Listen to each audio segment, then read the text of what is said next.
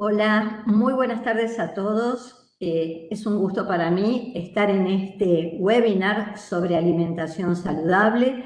Mi nombre es Ana Salvati, yo soy la presidenta de la Fundación Cardiológica Argentina y junto con el doctor Juan Fuseli vamos a coordinar ambos este webinar. Este webinar que tiene dos preguntas. Una es si nuestra alimentación es saludable y la segunda es cómo descifrar los octógonos negros. Yo creo que durante todo el periodo de pandemia hemos asistido a un crecimiento en errores o vicios de alimentación. El encierro, el aislamiento sacó el chef que cada uno de nosotros tenía dentro y hemos empezado a incursionar en la cocina, no siempre con alimentos saludables. Y después, durante el último año, fuimos viendo cómo progresivamente se poblaban de octógonos negros la mayoría de los alimentos que comprábamos en los supermercados, todos los productos envasados.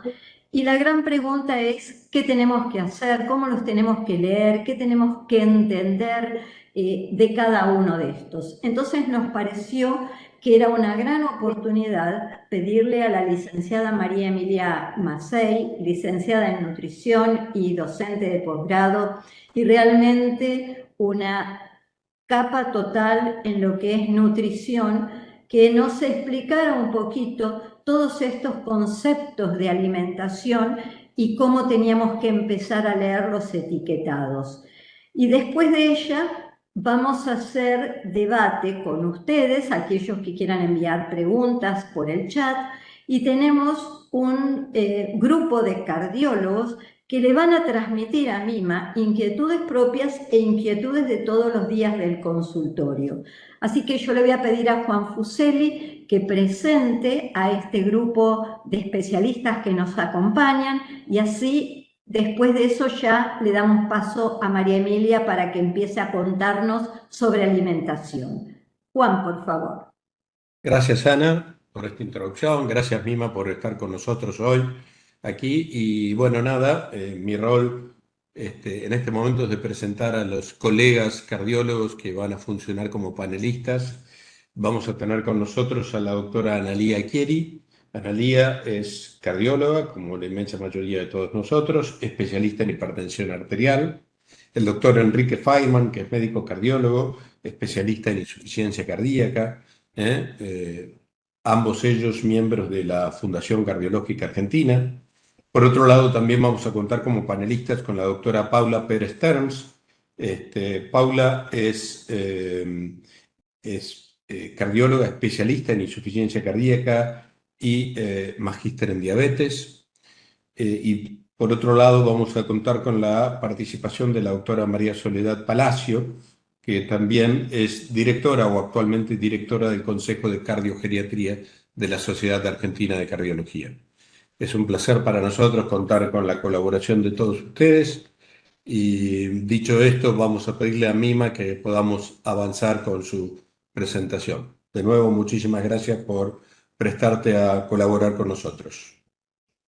Bueno, muchísimas gracias. Para mí es un gusto volver a estar en Fundación, como en aquel año 2002, donde comencé a trabajar con Fundación Cardiológica Argentina en el etiquetado de los alimentos para Fundación. Así que bueno, es un gusto y quiero que hoy veamos un poquito acerca de el etiquetado nutricional. Vamos a tratar de descifrar esos octógonos negros que tanto miedo han causado.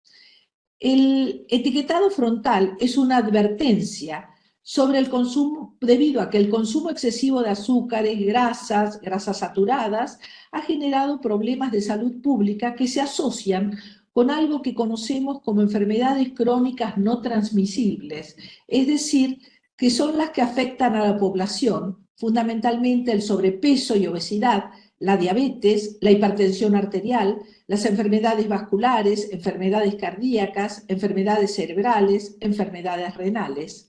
En Argentina, los tres factores de riesgo que más han aumentado la mortalidad son la hipertensión arterial, la glucemia elevada en ayunas, el sobrepeso y la obesidad, que ocasionan alrededor de 140.000 muertes por año. Pero hablemos un poco más de sobrepeso y obesidad, debido a que tenemos una de las cifras más altas de la región y que está en aumento. Ella afecta a 4 de cada 10 niños, niñas y adolescentes y a 7 de cada 10 personas adultas. En los últimos años, desgraciadamente, la forma de comer cambió. De la comida casera, preparado con alimentos frescos, sin procesar o poco procesados, fue dejando lugar a los productos procesados y ultraprocesados, con lo cual contienen exceso de nutrientes críticos. Después vamos a ver qué son los nutrientes críticos, como son los azúcares agregados, las grasas saturadas, el sodio. Esto sucede de forma oculta para la mayoría de las personas, por lo tanto no les permite evaluar el impacto que tiene en la salud. Los nutrientes críticos, cuyo exceso en la alimentación puede constituir un factor de riesgo para muchas enfermedades. Ellos son los azúcares, las grasas totales, las grasas saturadas, las grasas trans, el sodio, y son realmente una preocupación para la salud pública. Como vemos acá, que Mafalda le dice, si estás comiendo los alimentos que tienen el octógono negro, me dan miedo. No es para dar miedo. Simplemente el octógono negro nos está advirtiendo que ese alimento probablemente está superando las necesidades de lo que, o las recomendaciones que hace Salud Pública. Perdón, no me deja pasar la diapositiva. La educación alimentaria debe ser complementaria a las políticas, como son el etiquetado frontal, la regulación de la publicidad, los kioscos saludables y todo lo que se pueda llegar a dar. Pero yo me pregunto, ¿y todos realmente sabemos qué son las grasas saturadas? ¿Qué son las grasas trans? ¿Qué es el sodio? ¿Qué son las calorías que aportan los alimentos? ¿Qué son los azúcares? Claro, cuando miramos esta información nutricional, uno mira y dice, bueno, carbohidratos, de los cuales azúcares totales, azúcares añadidos, grasas totales, grasas saturadas, grasas trans, y es un chino básico para la comunidad. Pero hay algo que nos tiene que llamar la atención. Ese porcentaje de BD, ese porcentaje de valor No están diario. pasando las diapos. ¿Cómo? No están pasando las diapos. ¿No se está viendo? No, quedó en la que dice que son los nutrientes críticos. ¿Y ahora? Ahí arrancó. ¿Ahí avanzó? Sí. Bueno, estaba mostrando entonces esa etiqueta donde yo tengo la cantidad de carbohidratos, o sea, azúcares, los azúcares totales, los azúcares añadidos, las grasas totales, las grasas saturadas, las grasas trans. Son un montón de números que en realidad la comunidad no mira, pero hay un detalle que es sobre el cual vamos a trabajar, que es este porcentaje de BD que ahora les voy a explicar qué significa. ¿Qué es el modelo de perfil de nutrientes de la Organización Panamericana de la Salud? Fue desarrollado a pedido de los países de la región justamente para los productos que puedan ser alcanzados por las regulaciones y que lleven entonces la posibilidad de un consumo más adecuado. No se aplica a alimentos no procesados o mínimamente procesados. Es decir, el modelo de perfil de nutrientes de la Organización Panamericana de la Salud fue desarrollado a pedido de los países de la región para poder establecer qué productos deben ser alcanzados por las regulaciones y llevar la advertencia sanitaria. Esto no se aplica a alimentos no procesados o mínimamente procesados, como pueden ser las verduras, las frutas, los vegetales feculentos, es decir, papa, batata, otras raíces y tubérculos naturales, envasados, refrigerados o congelados, a la carne vacuna, porcina, de pollo o de pescado, al arroz blanco integral o granos enteros de trigo o de otros cereales, a las granolas hechas de granos de cereal, a las frutas secas como almendra, nuez, castaña de cayú, entre otras, a la harina de maíz, de trigo, a las leches, yogures naturales y miel, y tampoco se aplica a los ingredientes que se utilizan para cocinar, como son los aceites, la manteca, el azúcar de mesa en sus diferentes tipos, la sal de mesa en todas sus variedades. Las metas de la Organización Mundial de la Salud buscan orientar la ingesta diaria de nutrientes para prevenir las enfermedades crónicas no transmisibles y otras enfermedades relacionadas con la alimentación. El modelo de perfil de nutrientes de la OPS considera que un producto tiene una cantidad excesiva de nutrientes críticos cuando la proporción de esos nutrientes en el producto sobrepasa lo recomendado por la Organización Mundial de la Salud. El objetivo es acompañar, ayudar a cumplir las guías alimentarias de los países, como es el caso de las guías alimentarias para la población argentina, que recomiendan consumir alimentos naturales, frescos y variados, y limitar el consumo de aquellos envasados con alta cantidad de sodio, azúcares y grasas. Ya en el año 1940, el profesor Pedro Escudero, que fue nuestro gran maestro de la nutrición argentina, decía que los alimentos nunca son completos. El ser viviente debe comer una gran variedad de ellos para obtener las cantidades necesarias de sustancias utilizables para sus tejidos. La Ley de Promoción de la Alimentación Saludable, también conocida como Ley 27.642, fue aprobada por el Gobierno Nacional el 23 de marzo del año 22. Tuvo 2 etapas. En la primera etapa comenzó a regir el 20 de agosto de 2022 para las grandes empresas y el 16 de febrero del 23 para las pymes. La segunda etapa tiene un límite de implementación el 20 de mayo de 2023 para las grandes empresas y el 16 de noviembre del 23 para las pymes. ¿Pero qué son estas etiquetas negras? Los sellos negros advierten, no prohíben, advierten sobre la existencia de excesos de azúcares, exceso de grasas totales, excesos de grasas saturadas, exceso de sodio o exceso de calorías. Y los fabricantes también tienen la obligación de informar sobre la presencia de edulcorantes y cafeína en los alimentos y bebidas alcanzadas por la ley. Pero también la ley contempla colocarle a cada pequeño producto que lo amerite un microsello que va a consistir en un número que representa la cantidad de sellos de advertencia que posee. O sea, la función de estas etiquetas es advertir a los consumidores acerca del contenido del producto y sus eventuales excesos. Por ejemplo, si tiene un número 2, significa que puede ser que tenga un exceso de sodio o un exceso de azúcares y tendrá entonces el número 2. ¿Qué productos deben tener la etiqueta frontal? Se aplicará de manera obligatoria únicamente a los alimentos y bebidas alcohólicas que se venden envasados y que durante su proceso de elaboración se les hayan agregado azúcares, sodio, grasas, ingredientes que lo contengan y que en la composición final las cantidades de esos nutrientes críticos sean superior a las cantidades aceptadas. Lo fundamental es educar, educar y educar. Porque ¿qué es lo que pasa? Vemos que en la góndola de bebidas alcohólicas no aparecen los octógonos en su gran mayoría y la gente va a pensar que son sanos. No, no contienen por ley porque no tienen el agregado de azúcares, grasas, etc. O tenemos el otro problema que es realmente importante, que la gente se ha volcado a comprar alimentos sueltos porque no contienen octógonos. Entonces compramos galletitas sueltas, papas fritas sueltas, porque total no tienen el octógono. Por eso es que es fundamental educar.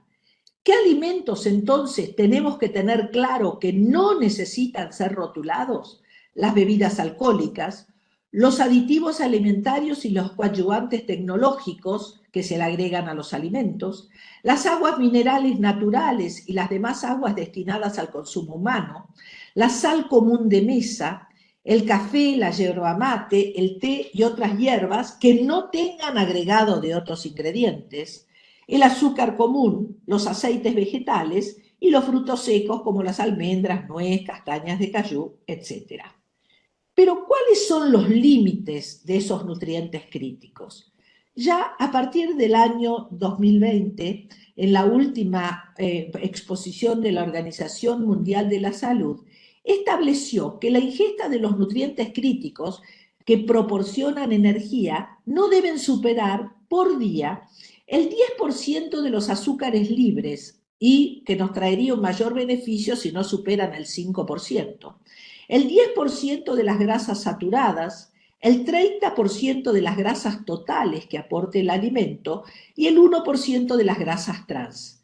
Para el sodio, es decir, la sal, la recomendación tiene un límite absoluto y otro relativo, es decir, en los adultos cuya necesidad media es de aproximadamente 2.000 calorías, la ingesta de sodio debe ser inferior a 2.000 miligramos, es decir, 1 miligramo de sodio por cada caloría que se consume. En los niños, el límite debe ajustarse a la necesidad de energía, que es mucho menor. Pero, ¿qué nos indica nosotros? Acá viene un punto importante. Cuando nosotros leemos que el alimento tiene exceso de azúcares, es porque tiene más o igual al 10% del total de la energía, o sea, de las calorías, proveniente de los azúcares añadidos que pueda tener el alimento. ¿Cuándo tiene excesos de grasas totales? Cuando supera el 30% de las calorías provenientes de las grasas. ¿Cuándo? Las grasas saturadas, cuando supera el 10% del total de las calorías provenientes de las grasas saturadas. Exceso de sodio, cuando supera 1 miligramo de sodio por caloría, o en el caso 300 miligramos cada 100 gramos de alimento, o en el caso de las bebidas que no tienen aporte energético, cuando tienen más de 40 miligramos de sodio por cada 100 mililitros o centímetros cúbicos. Y un alimento va a estar rotulado como exceso de calorías cuando superan las 275 calorías por cada 100 gramos de alimento.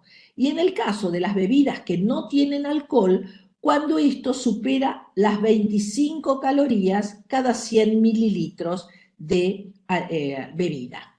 Además, existen las leyendas precautorias, donde dice, no contienen edulcorantes no recomendables, es decir, contiene edulcorantes no recomendables en niños y niñas, y contiene cafeína, evitar en niños y niñas. Para hacerlo a esto más claro, yo he traído acá unas etiquetas de alimentos existentes hoy en las góndolas, porque en realidad vemos que nuestros pacientes están muy asustados. Hay mucha gente que ha dejado de comer, hay mucha gente que ha dejado de comer determinados productos. El problema está en aquellas personas que tienen trastornos de la alimentación, que han empezado a tener miedo de comer determinados alimentos. Y acá esto está para facilitarle el consumo. Fíjense ustedes, en estas primeras tenemos queso por salud, no importa la marca. El queso por salud light, bajo en grasas, o el queso por salud común. El queso con salud light o dietético tiene solamente 3 etiquetas, mientras que el común, además de las 3 similares a este, tiene exceso de calorías. Pero entonces, ¿es lo mismo? No, no es lo mismo. Cuando vemos esto, nosotros tenemos que dar vuelta y mirar el etiquetado. Yo quiero que ustedes observen esto. En el por salud, por ejemplo, light, yo tengo que el total de calorías para el valor diario que consumimos cubre solamente el 3%, de las grasas totales el 7%, de las grasas saturadas el 10% y del sodio el 5% de los valores recomendados. Pero el por salud común ya no aporta el 3, ya aporta el 5, aporta el doble de grasas totales, aporta el doble de grasas saturadas y más o menos el sodio es similar. En el caso de que yo tenga un Por Salud sin sodio, la composición es similar con la diferencia de que no va a tener sodio, pero la composición es similar en el aporte. Acá tengo, por ejemplo, comparemos estos dos quesos. Yo tengo un Por Salud y un queso Sardo. Ah, tienen los dos los 4 sellos. Fantástico. Pero miren ustedes, el Por Salud común aporta 14% del valor, pero el queso Sardo va a aportar el 17% de las grasas totales. De las grasas saturadas, el Por Salud común aporta el 20%, ya el doble del Por Salud light, pero este aporta el 26%. Y del sodio, este aportaba el 5% y este aporta el 11%. Entonces, aunque tengan los mismos sellos, nosotros tenemos que leer esto, que es lo importante, que cuanto más bajo sea, mejor, porque yo tengo acá un queso que tiene 3 sellos y acá otro que tiene 3 sellos, pero miren la diferencia que acá tengo el 7% de las grasas totales, acá tengo el 11%. Acá tengo el 10% de las grasas saturadas y acá tengo el 18% de las grasas saturadas. Pero acá busquemos dos quesos iguales. Por ejemplo, el Dambo. Acá yo tengo un Dambo magro, llamado magro o light, y un Dambo común. Fíjense que duplica prácticamente o mucho más el Dambo común. ¿Por qué? Porque de las grasas totales, que este me aporta solo por porción el 7%, este me aporta el 16%. O de las grasas saturadas, este me aporta el 10% y esto el 27%. Entonces, es acá donde nosotros tenemos que leer los octógonos. No asustarnos, pero sí empezar a seleccionar y darnos cuenta que es un aviso que nos están brindando. Por ejemplo, acá yo tengo un alimento común en los niños que tiene los 5 octógonos realmente. Pero observen ustedes, este chocolate con las galletitas Oreo, por ejemplo, tiene exactamente el 50% de la recomendación de grasas, el 98% de las grasas saturadas, el 54% de lo recomendado en azúcar. O sea que realmente acá sí estoy hablando de un alimento que tiene un valor nutricional realmente de nutrientes críticos importante. Entonces, sencillamente, volviendo al profesor Pedro Escudero, que siempre decía, el alimento es una capital que hay que aprender a manejar y somos los licenciados en nutrición, los expertos justamente en educación nutricional, que somos las personas idóneas para poder enseñarle a la comunidad cómo leer las etiquetas sin asustarse y tratar de saber elegir las cosas para poder lograr una mejor calidad de vida. Bien. Excelente resumen, Mima. Creo que esto ya nos da un mensaje muy claro que el octógono es solo una parte de el aprendizaje de cómo seleccionar alimentos y cómo elegir alimentos, que esto no sustituye a leer el etiquetado y que tenemos que aprender de ese etiquetado. Entonces, ahora vamos a abrir a nuestro equipo de colegas que van a preguntarte las dudas de ellos y de los pacientes. Tal vez Analía quiera ser la primera en comenzar. Te damos la palabra y van siguiendo todos ustedes. Bueno, muchísimas gracias. Buenas tardes a todos. Primero, felicitar a Mima por la excelente clase que nos dio. Y tenía algunas preguntas preparadas, pero voy a arrancar, Mima, preguntándote esto. Nosotros a los pacientes les decimos coma sin sal o coma con poca sal. Y recién nos contabas que 1 miligramo de sodio por caloría es lo que se recomienda, ¿no? Para la comunidad en general. Claro, ahora, sodio, sal, ¿es lo mismo? ¿Cómo entiendo eso? Claro, porque lo que pasa es que 1 gramo de sal tiene 400 miligramos de sodio. Entonces, la recomendación fundamental en la comunidad en general es no superar los 5 gramos de sal en el día, que son los 2000 miligramos de sodio.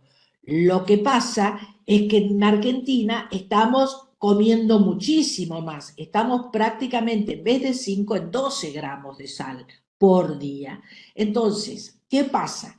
Hay un plan de alimentación, que es el que nosotros promovemos fundamentalmente cuando le decimos coma sin sal, que se llama DASH, Dietary Approach to Stop Hypertension, que nos dice que comiendo 1400 miligramos de sodio es el máximo que podemos llegar a comer sin problemas, haciendo una pequeña sustitución y elección de alimentos, tampoco sin hacer una cosa de alimentos muy especiales, porque eso encarece a la comunidad.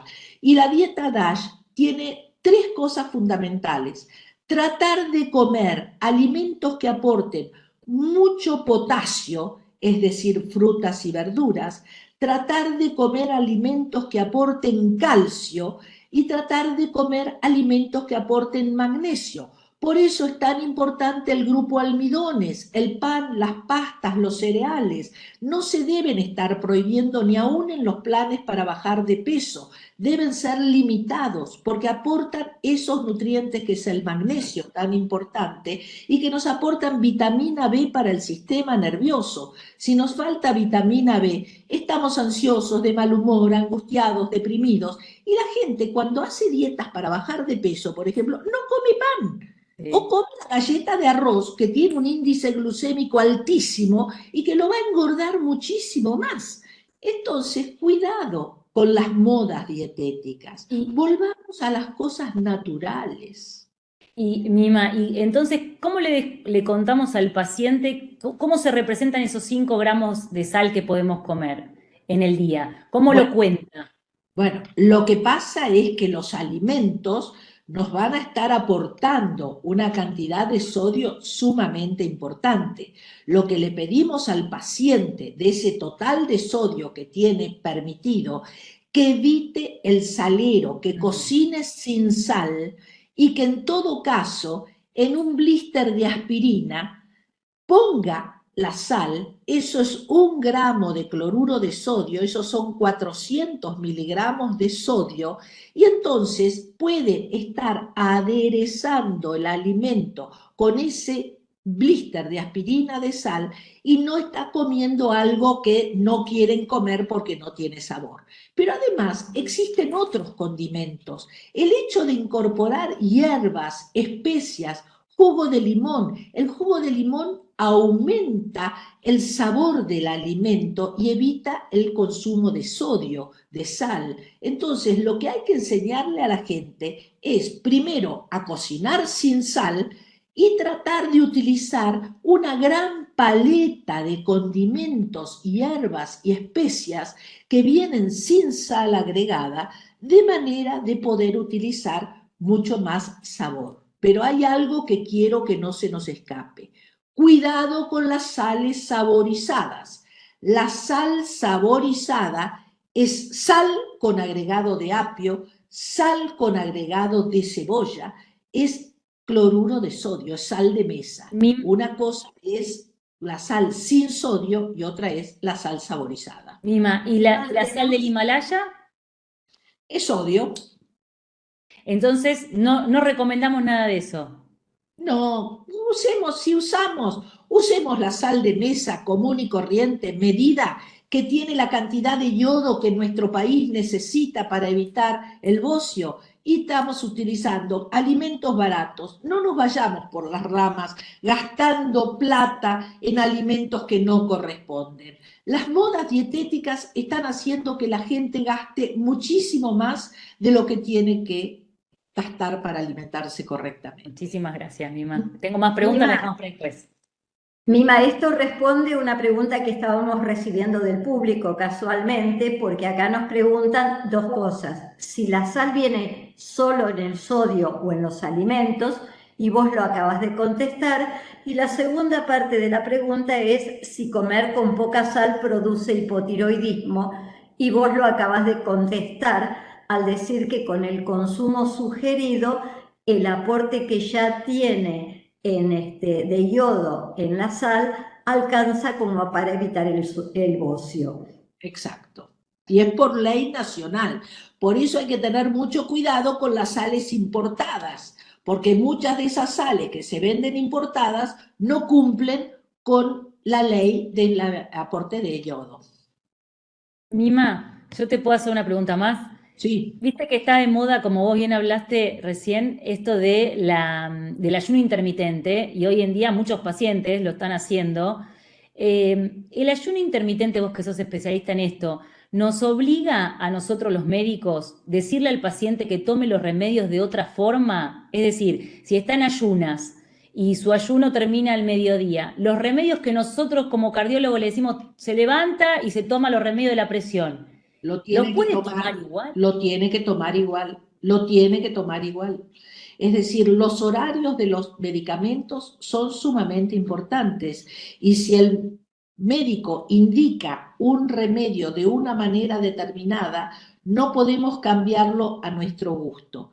Y con respecto al ayuno intermitente, no funciona en todo el mundo. Es decir, hay gente que no le funciona el ayuno de la mañana y le funciona el cenar temprano o de evitar la cena, y hay gente que le funciona, por eso hay gente que baja bien de peso y está bien no desayunando y empezando su día a mediodía hasta la cena, y hay otras personas que funcionan mucho mejor desayunando y cenando muy temprano, 6:30, 7 de la tarde, que eso es un poco lo que recomendamos. La cronobiología nutricional es la ciencia que estudia cuándo y por qué tenemos que comer los alimentos y nos está indicando que si nosotros comemos fundamentalmente en los horarios de luz solar, gastamos mucho más. En cambio, si comemos en los horarios donde ya no está más la luz solar, asimilamos, almacenamos, entonces es más factible engordar cuando comemos a la noche que cuando desayunamos. El desayuno es salir del ayuno nocturno. Entonces es un tema como para discutirlo durante largo tiempo. Yo soy, digamos, más volcada hacia el ayuno de que hacer las 4 comidas en un lapso corto durante el día, pero no estar no comiendo y haciendo las actividades del día. Pero eso queda a criterio de una discusión que podemos hacer en otra mesa. Paula, ¿alguna pregunta? Ahí está. Hola, Mima. Bueno, primero que nada, muchísimas gracias por la verdad, tantos datos que nos vienen, no solo bien a los pacientes, sino también a nosotros. Y yo tenía una consulta, muchos pacientes con enfermedades cardiovasculares o pacientes que además tienen diabetes y necesitan bajar de peso, me preguntan sobre estos reemplazos de alimentos, o sea, estos batidos o concentrados proteicos para reemplazar una comida, o me preguntan sobre el Pronocal, creo que se llama. ¿Hay alguna recomendación? ¿Es favorable? ¿Qué le decimos a los pacientes cuando vienen con estas propuestas que ahora están por ahí más, digamos, en la información de la comunidad y la gente está como muy entusiasmada con esto? ¿Es bueno? ¿No lo es? ¿Se puede hacer? ¿No? Yo creo que lo más importante es consultar a un especialista en nutrición, ya sea un médico nutricionista o un licenciado en nutrición. Es como si yo te dijera, bueno, me voy a la farmacia, voy a comprarme un remedio para bajarme el colesterol, a ver cuál me conviene más, este es más barato, me como. No, es el médico que indica qué tipo de medicación tiene que tomar el paciente. Por ende, en esas dietas hay que tener mucho cuidado. Las dietas cetogénicas, que no son las keto, son otra cosa diferente. La dieta keto es la famosa dieta de Atkins, llena de grasas, llena de proteínas y que realmente ustedes recordarán que Atkins se murió con todas las arterias tapadas. Sí. Entonces, una cosa sumamente importante es la diferencia entre keto y ceto. Las dietas cetogénicas son dietas bajas en hidratos de carbono, bajas en azúcares totales, que hacen que el paciente consuma una cierta cantidad de proteínas con poca cantidad de grasas y hace que el paciente queme grasas y fabrique cuerpos cetónicos, es decir, acetonas.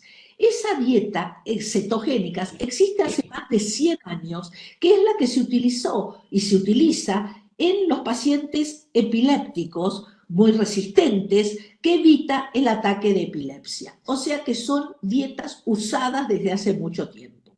Entró hace más o menos unos 20 años unas dietas que fueron Insulo, que fue Pronocal, que es Isonut, que son dietas que tienen un aporte proteico determinado, pero que no son libres. Es decir, que se debe calcular 1,2 gramos de proteína por kilo de peso saludable en la mujer y hasta 1,5 gramos de proteína por kilo de peso saludable en el hombre. ¿Por qué? Porque hay que cuidarle el riñón, que no haya una sobrecarga. Entonces, eso lo tiene que indicar un profesional. Claro. No puedo agarrar en internet y comprar productos como si fuera una verdulería que voy y compro verduras o frutas. Entonces, es muy importante no estar en la moda dietética. Claro. Puedo consultar y puedo ver cuál es lo que a mí me conviene más para evitar la desnutrición. Las dietas cetogénicas pueden bajar tremendamente la cantidad de grasa. Yo tengo pacientes que en un año han bajado 40, 50 kilos de grasa en un plan cetogénico, pero en un plan cetogénico controlado, Claro. y que con pesaje semanal. Son cosas diferentes, no es por la revista o el internet. Excelente, Mima, excelente el consejo. Una consulta, ¿hay algún riesgo de carencias con estas, o con aumento de colesterol con estas dietas cetogénicas, por esto que comentabas, o no? No, en el caso de las dietas cetogénicas, como son bajas en grasa, no Sí. hay peligro, porque además el paciente puede llegar a bajar alrededor de 8 kilos por mes, 8 kilos de grasa, no de peso, de Bien. grasa. Por eso es tan importante que nos mentalicemos que no importa el peso, importa cuál es la composición del paciente, qué Excelente. cantidad de grasa, qué cantidad de agua, qué cantidad de músculo tiene, y en base a eso se receta el plan de alimentación. Excelente. Porque hay personas que son normopeso, yo peso 58 kilos, pero tengo el 40% de mi peso como grasa. Estoy obesa. O puede ser que yo pese 100 kilos, pero tengo solamente 10 kilos de grasa. O sea que soy una persona robusta, musculosa, pero no tengo grasa. Entonces lo importante no es el peso, es la composición. Excelente, muy tentador lo último que te exprimo para llevármelo como mensaje. Que si voy a reducir carbohidratos y grasas, tengo que reemplazar alguno con otro, o sea, ¿qué alimentos puedo utilizar? Y ya te dejo otra cosa. Fundamentalmente voy a estar usando proteínas magras, o sea, voy a usar carne de vaca, carne de pollo, carne de cerdo, pescados, mariscos, cordero magro. Voy a utilizar huevo, por supuesto, y no le tengamos miedo al huevo. El huevo no aumenta el colesterol. O sea, vamos a plantearnos que podemos comer 1 a 2 huevos diariamente sin ningún tipo de problemas, en la comunidad en general sana. Entonces, el problema está en elegir la cantidad de glúcidos. No podemos comer cualquier verdura. Hay verduras que nos aportan muchos hidratos de carbono, hay otras que nos aportan poquito. Por ejemplo, yo tengo que un pedacito así de zanahoria, remolacha o cebolla, que serían 100 gramos, que es el equivalente a una pelota de tenis, tiene la misma cantidad de azúcar que un cuarto kilo de tomates o que medio kilo de zapallitos. Entonces, en las dietas cetogénicas no voy a estar usando cebolla o zanahoria como alimento base, lo voy a usar como condimento, pero voy a usar preferiblemente aquellos 400 gramos de lechuga o de rúcula, medio kilo de zapallitos, donde el paciente con 10 gramos de hidratos de carbono hace una dieta cetogénica. O por ejemplo, en el caso de las frutas, en las dietas cetogénicas, en las primeras 3 etapas no existen las frutas, porque son un complejo de hidratos de carbono. Antes de pasar a otro de nuestros profesionales, estoy leyendo acá que el público varias veces pregunta si podés decir algo sobre los edulcorantes y la recomendación de no usarlos en niños en el etiquetado. Bueno, realmente es un tema muy álgido el tema de los edulcorantes y también podríamos discutir durante largo tiempo. Hay edulcorantes y edulcorantes, pero todos los edulcorantes tienen lo que se llama la IDA, ingesta diaria admitida, que es la cantidad de miligramos de edulcorante que se puede consumir a lo largo de la vida, que se ha demostrado que no tienen ningún tipo de problema. Esa IDA es 10 veces menor que el máximo considerado saludable. O sea, yo fui durante 20 años asesora de una empresa americana en edulcorantes. O sea que recorrí Latinoamérica enseñando edulcorantes y explicando la diferencia que hay entre una sacarina, un ciclamato, una sucralosa, una stevia. Y entonces lo que tratamos de buscar es recomendar, primero, limitar un poco las bebidas que son endulzadas con endulzantes. Tratemos de usar más agua, tratemos de usar aguas saborizadas. No nos cuesta nada hacer un agua saborizada en casa. Tengo agua de la canilla que hiervo y la oxigeno para volverla a incorporar el oxígeno sin necesidad de estar comprando aguas minerales, porque, por ejemplo, el agua de la ciudad de Buenos Aires tiene la misma cantidad de sodio que una de las aguas minerales de menor contenido en sodio. Entonces, tratemos de no hacerle gastar a nuestro paciente. Y a esa agua que la batió, la pone en una botella, le pone hojitas de menta, le pone un poquitito de pepino cortado o le puede poner ralladura de la cáscara de limón, la tapa, la guarda en la heladera y ahí tiene un agua saborizada, exquisita, en vez de estar comprando las bebidas gaseosas que tienen el edulcorante. Pero eso no quita que puedan usar edulcorante, porque hay edulcorantes que son 600 veces más dulce que el azúcar. O sea que la recomendación nunca la llegamos a cubrir, porque nadie comería 300 gramos de azúcar por día. Entonces es como que hay una pelea entre las fabricantes de edulcorantes y la cámara azucarera que hace que el que está en el medio, que es el paciente, se vea tan desorientado. Yo personalmente uso edulcorantes, no uso sacarina, no uso ciclamatos, pero sí uso fundamentalmente los que son en base de sucralosa o en base a las stevias. Personalmente les digo mi opinión. Soledad. Mima, bueno, un placer como siempre.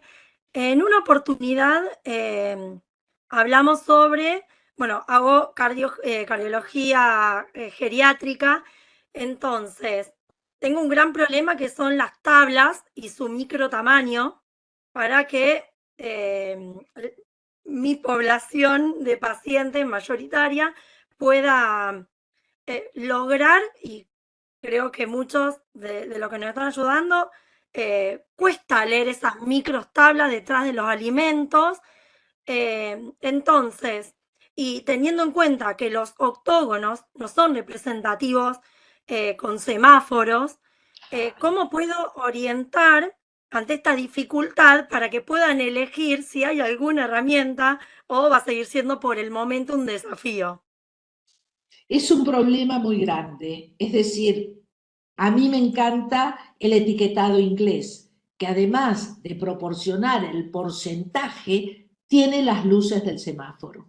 Entonces, permite que el paciente entienda que este alimento no es tan peligroso, este tiene que prestar atención y este es peligroso. Lo que pasa es que está en nosotros educar un poco a nuestros pacientes y ver qué es lo que están acostumbrados a comprar y tratar de guiarlos en esta compra. Tratar de hacer pequeñas guías, que yo creo que es una de las cosas que tenemos que hacer fundamentalmente, para enseñarles a qué alimentos tenemos que evitar.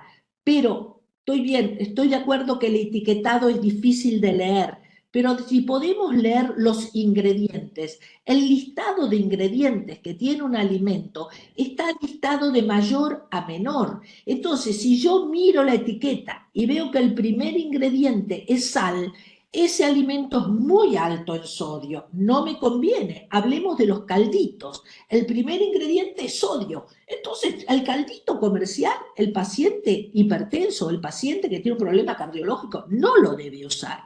Hay otros alimentos cuyo primer ingrediente es el jarabe de alta fructosa, JAF. El jarabe de alta fructosa es un problema porque me va a aumentar los triglicéridos, además de ser de alto índice glucémico, que me va a aumentar el peso. Entonces, cuidado con los turrones, por ejemplo, cuyo primer ingrediente es jarabe de glucosa, y la gente come los turrones como si tomaran agua. El turrón es para post-actividad física inmediata, que es cuando el músculo necesita algo de alto índice glucémico. Entonces ahí sí, pero como colación de media mañana, estamos generando obesos comiendo los turrones. Las barritas de cereales, lo mismo. El pegamento que tienen las barritas de cereales, bien, o es glucosa. Entonces, cuidado. Es necesario educar y educar, y necesitamos una política de educación. Yo recuerdo hace muchos años atrás, yo tengo 48 años de profesión, recuerdo cuando se lanzó el etiquetado nutricional en Estados Unidos y en México, recuerdo que habían unos micros de prácticamente menos de un minuto que pasaban de a ratos por televisión donde explicaban el etiquetado nutricional y eran cortitos al pie y la gente lo fue entendiendo. Nosotros adquirimos el etiquetado nutricional y nunca se le explicó a la señora qué es la grasa saturada o qué es la grasa trans. Entonces, ese es el problema. Yo creo que tomamos del exterior muchísimas cosas que son fantásticas. La Organización Mundial de la Salud lo dice, la OPS lo dice, pero no estamos todavía calificados. No tenemos la educación necesaria. Por suerte ahora en los colegios se está enseñando y hay programas del Ministerio de Salud justamente para educar a los docentes sobre el tema del etiquetado nutricional. En los colegios está prohibido colocar en los kioscos algún alimento que tenga octógonos. Entonces, bueno, ya empezamos a hablar un poco más claramente. Hay que volver, como decía al principio de la charla, al alimento normal. ¿Y no qué es tan hacemos, difícil. ¿Y qué hacemos, Mima, con toda la gente que compra productos en las dietéticas? Que además creen que porque es una dietética en la marquesina, compra sano. ¿Qué hacemos con eso? Bueno, yo sé que mucha gente de las dietéticas me va a odiar con lo que voy a decir. Nosotros, durante muchos años, se presentó el proyecto de que todas las dietéticas debían tener un licenciado en nutrición, porque así como la farmacia tiene un farmacéutico, las dietéticas tienen que tener un licenciado en nutrición, avalando lo que se está vendiendo. Porque yo a veces entro a las dietéticas y veo las cosas que se venden y sirven para todo el mismo alimento, para el gordo, para el flaco, para el celíaco, para el no celíaco. Es un horror. La recomendación de muchas dietéticas deja mucho que desear. Entonces, ahí es donde también tenemos que obligar a que exista un etiquetado como corresponde, porque desgraciadamente, si no, la gente se está engañando. Lo compré en la dietética, sí, pero en la dietética se vende de todo, como en la farmacia se vende de todo. ¿Mm? Enrique, Bueno, clarísimo, Mima, toda la charla. Algunos conceptos que me gustaría reforzar porque yo aprendí mucho. El primero es que, bueno, el etiquetado frontal en realidad nos previene, pero de ninguna manera nos prohíbe Exacto. sobre los alimentos. Y el hecho de que no tenga el etiquetado no quiere decir que sea un alimento saludable. De la misma manera que el hecho de que lo tenga no quiere decir que no lo pueda comer. Y el otro Exacto. dato que rescato, que me pareció recontralúcido, es que el etiquetado me brinda información, pero si no tengo la educación previa, no lo voy a poder aprovechar. Esto me Totalmente. parecieron conceptos muy, muy rescatables de tu excelente exposición. Y poniéndome del lugar de las consultas que muchas veces recibimos, básicamente yo lo que hago es insuficiencia cardíaca. Y claro, es una enfermedad que te limita mucho en la potencialidad de disfrutar la comida. Y dos preguntas que muchas veces me aparecen son, una, la de el permitido de un día a la semana que pasa así, y la otra es, si me gusta comer un asado, ¿qué puedo poner arriba de la parrilla para poder disfrutarlo y no hacerme daño? Bueno, ahí hay dos cosas que son fundamentales, que es la relación sodio-potasio. Entonces, si yo voy a comer algo que tiene un poquito más de sal, vamos a ponernos que mi permitido va a ser una rebanadita de jamón o de lomito o de pastrón, que tiene alto contenido en sodio, le voy a poner algo que tenga alto contenido en potasio, con lo cual a ese sándwich le voy a poner tomate. Entonces, compenso el sodio con un poco de potasio. Entonces, hago una relación. Eso es lo que yo les enseño a mis pacientes, que es una de las maneras en las cuales manejamos el permitido. Tratar de incorporar alimentos más saludables cuando yo me doy un permitido. Y con respecto a la segunda pregunta que vos hacías, perdón, la segunda era, El una tema era del asado. el asado. Muy bien. El tema del asado. ¿Qué puedo poner?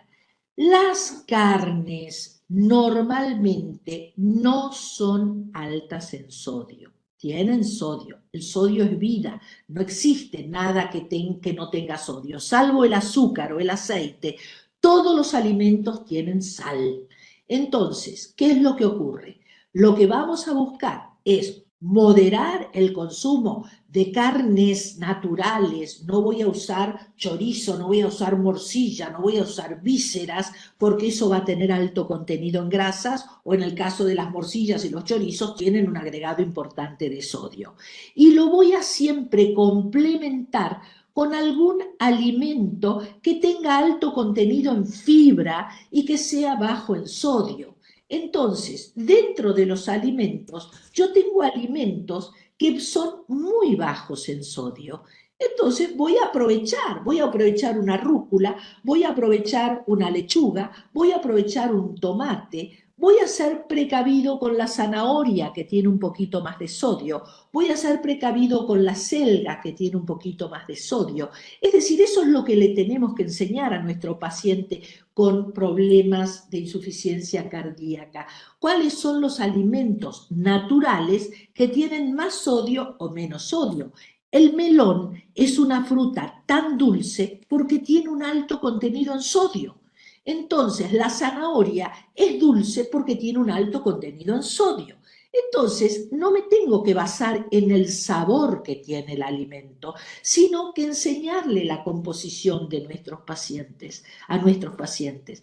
Y voy a tratar fundamentalmente de siempre incorporar una buena cantidad de fibra para que el alimento me arrastre la grasa, me arrastre el colesterol que pueda estar comiendo, pero en realidad yo lo que más miedo le tengo de todos los alimentos que puede haber en un asado es la proboleta. La proboleta es un veneno. La proboleta tiene una cantidad de grasa fenomenal, tiene una cantidad de sodio fenomenal, tiene una cantidad de calorías fenomenal. Entonces sí, ahí es donde nosotros tenemos que ser cautelosos. Clarísimo. Terrible. Mima, mientras tanto, hablaste de potasio y nos preguntaban ahí en el chat la sal de potasio. Si al asadito que está haciendo el doctor Feynman le pongo un poquito de sal de potasio, ¿puede ser? Siempre y cuando el paciente no tenga un problema renal, no hay ningún tipo de problema. Puede usar las sales dietéticas sin problema. Exactamente. Yo también me Te quería está colgar de levantando Enrique. la mano. Sí, me quería colgar de Enrique también, ya que estábamos, porque también hago insuficiencia cardíaca y dos cosas. Em, Muchas veces viene asociado a riesgos nutricionales, sobre todo en los pacientes que se reinternan. Entonces, claro, el riesgo nutricional o realmente sí, el que ya está con desnutrición. ¿Qué podemos recomendarle con grasas saludables que me aporte proteínas y calorías como para hacer un recupero nutricional? Y te lo sumo que muchos de nuestros pacientes son constipados. En insuficiencia cardíaca también le hacemos restricción del líquido que pueden consumir. ¿Qué también alimentos nos recomendás? Bueno, con respecto a qué alimentos tengo que controlar o que puedo recomendar fundamentalmente, sinceramente les digo, la carne es un alimento, la carne de vaca magra es un alimento muy sano. Ya en la Fundación Cardiológica Argentina, hace 15 años, 20 años, hicimos un trabajo estupendo donde se demostró que la carne de vaca no aumenta el colesterol. La carne de vaca es saludable. La otra carne muy saludable es la carne de cerdo. La carne de cerdo aporta justamente el famoso omega 9, que es el cardio saludable. Por eso en Europa al cerdo se lo llama la oliva con patas. Es decir, la carne de cerdo magra, fíjense, un solomillo tiene la misma cantidad de grasa que la pechuga del pollo sin la piel. Entonces, hay un mito contra la carne de cerdo que es fantástica y que tiene una gran ventaja. Es la única carne que yo pongo 100 gramos a cocinar y me quedaron 100 gramos cocidos, porque no se reduce, porque no tiene grasa interfibrilar, mientras que las otras carnes se me reduce porque pierden parte de la grasa que tienen interfibrilar. Entonces, ahí es donde yo propongo empezar a enseñarle a nuestros pacientes el uso de carnes que no están tan habituados como es la carne de cerdo o los pescados, pero preferiblemente los pescados de aguas profundas, porque esos son los que tienen omega 3, esos son los que me permiten a mí lograr que las arterias sean mucho más blandas y la sangre mucho más fluida. Por lo tanto, voy a tratar de recomendar un pescado que sea barato, un gatuso, por ejemplo, que es un pescado, que no estoy hablando de salmón, que no estoy hablando de pescados caros, pero que me permiten, primero, que no tienen espina, segundo, que no tiene un gran sabor a pescado, tercero, que es carnoso, que tiene que masticarlo, entonces me permite darle algo que le va a ser mucho más saciógeno que una merluza, que un pejerrey, que es un pez blanco, que es un pez muy magro. Entonces, eso es lo que nosotros como profesionales tenemos que empezar a conocer los alimentos. En la medida que nosotros entendamos el alimento, como decía Escudero, es un capital que hay que aprender a manejar. Si aprendemos a manejarlo, desgraciadamente no se enseña. Los médicos tienen 15 días de nutrición en su carrera de pregrado. Y ahí en 15 días no se puede aprender todo lo que significa el alimento. Entonces, por eso estamos los licenciados en nutrición que estudiamos 5 años sobre alimentos. Entonces, creo que el equipo de salud tiene que trabajar en forma conjunta, zapatero a tu zapato. Ahí es donde cada uno vamos a aplicar el rol que nos corresponde y vamos a entender que hay puntos claves. Tenemos que conocer los índices glucémicos de los alimentos. cuál es el impacto que el alimento tiene en nuestros niveles de azúcar en sangre.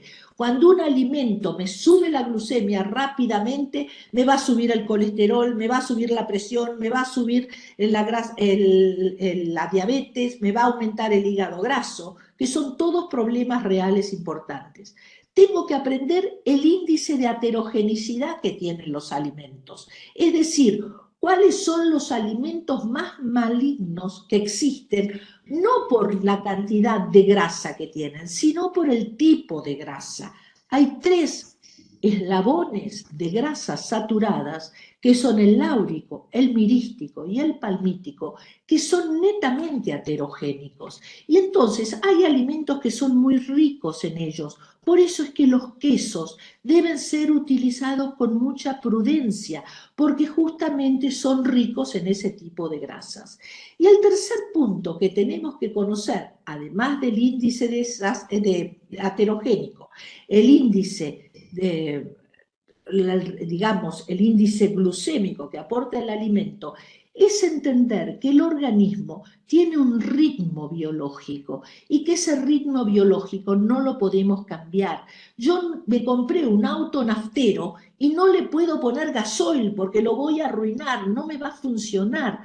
Nosotros tenemos que comer de una manera determinada alimentos naturales, lo más natural posible, lo más fresco posible y lo más barato posible.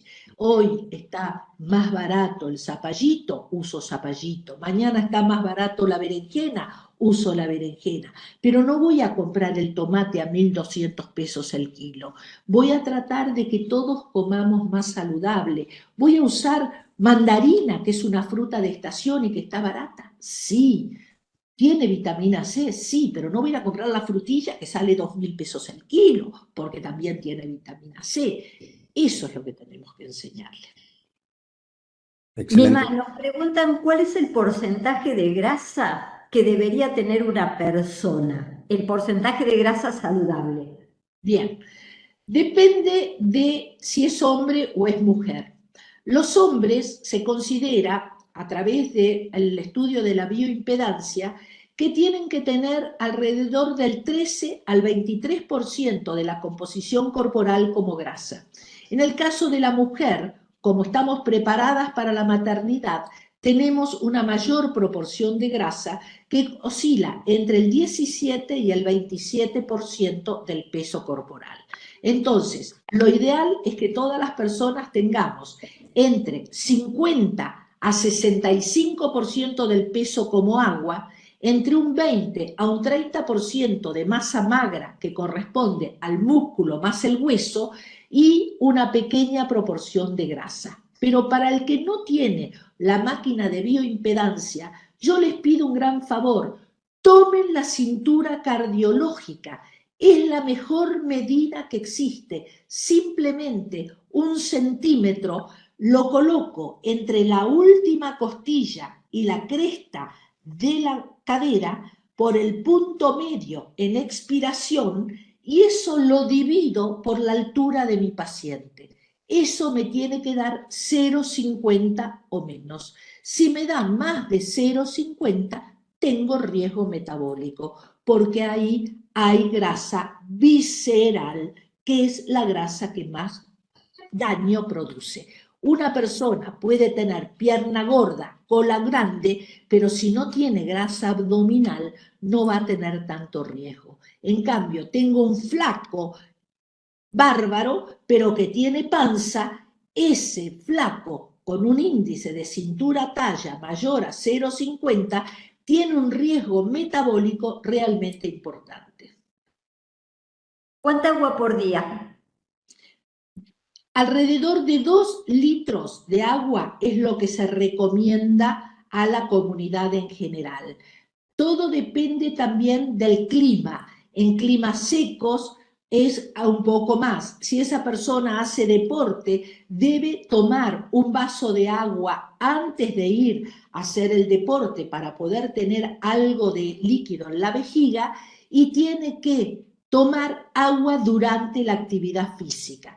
de nada sirve levantarme y tomarme un litro de agua y después durante todo el resto del día no tomar líquidos. Yo tengo la certeza que ese que se levantó y se tomó un litro de agua, antes de la hora está en el baño haciendo pipí. En cambio, el que tomó el agua fraccionado a lo largo del día va hidratando a su cuerpo. ¿Es intercambiable agua, mate, té, café, gaseosa? No. El agua es agua, mientras que las bebidas, té, café, mate, tienen teína, mateína y cafeína, que es diurético. Entonces, si yo me tomo un litro de mate, estoy tomando medio litro de agua real. Cuando tomo tisanas, es decir, té de hierbas, la cosa es como si tomara agua.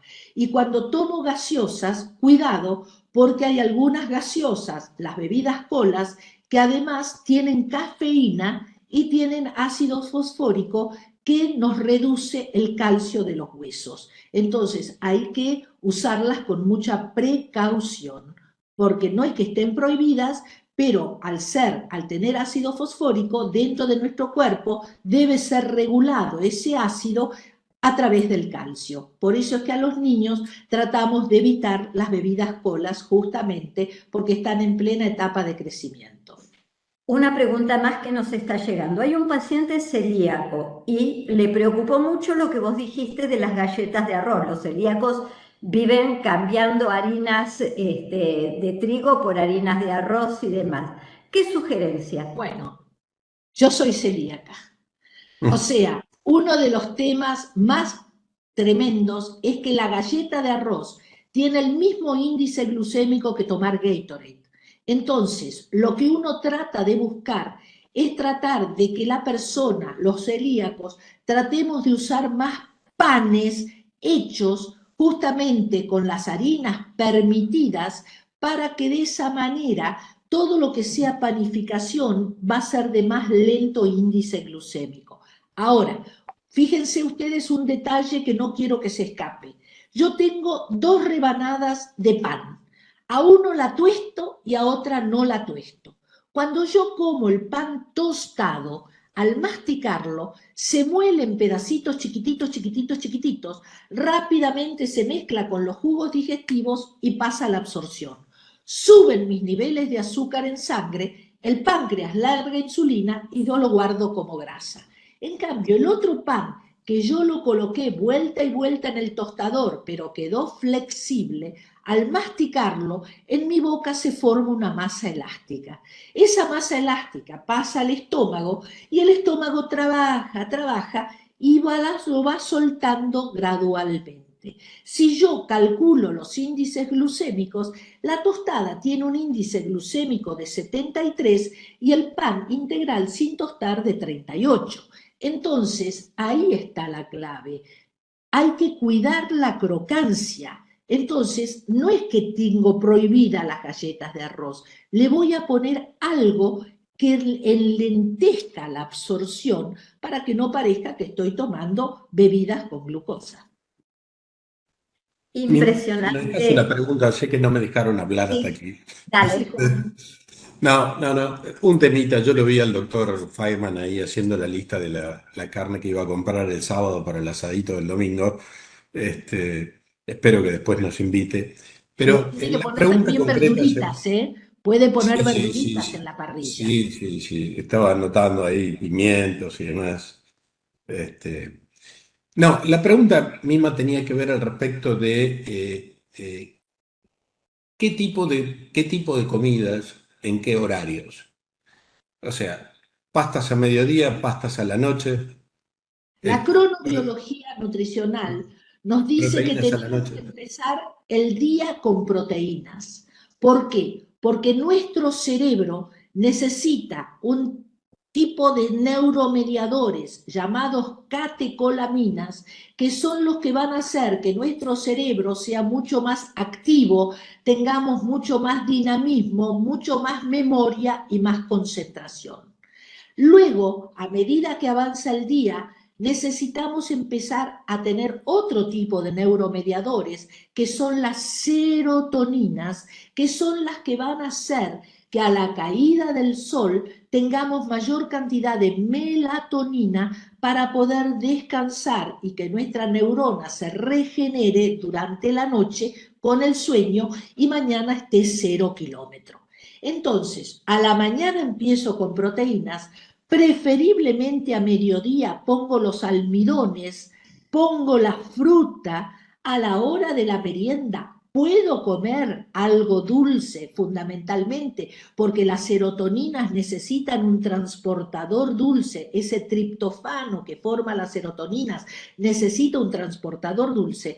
Pero a la noche evitemos los hidratos de carbono, porque a medida que transcurre el día vamos teniendo menos cantidad de insulina. Entonces, si yo como pastas, como papa, como todo a la noche, voy a tener una secreción extra de insulina con el riesgo de aumentar de peso.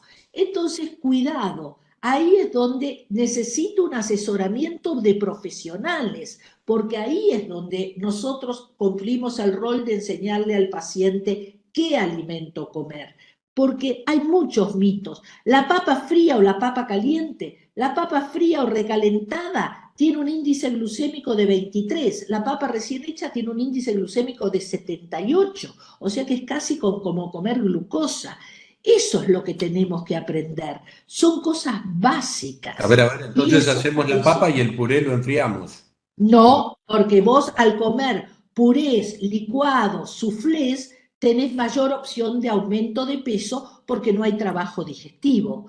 Entonces, ¿qué hago? Tomo la papa, la lavo bien, la cocino por hervido o en el microondas, la mando a la heladera, una vez que está fría, la pelo y con el pelapapas corto rebanadas de papa y hago el pastel de papa. Esa papa la voy a tener que masticar porque no está hecho puré y tiene una textura mucho más agradable y me permite comer la papa retrogradada. Excelente. Impresionante. Juan, nos están echando. Te dejo el cierre, por favor.